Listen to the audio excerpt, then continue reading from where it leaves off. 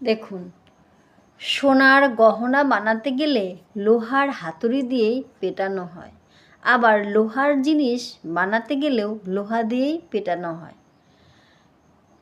তাই বলছে, সোনা একদিন লোহাকে বলছে, কিরে,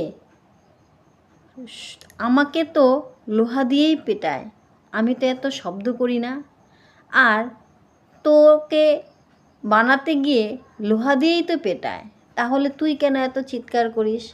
তখন লোহা সুন্দর করে উত্তর দিল, দেখ রে ভাই, সোনা, তুই তো সোনা, কিন্তু লোহা তো তোর কেউ হয় না, তাই তোর আঘাত লাগে না।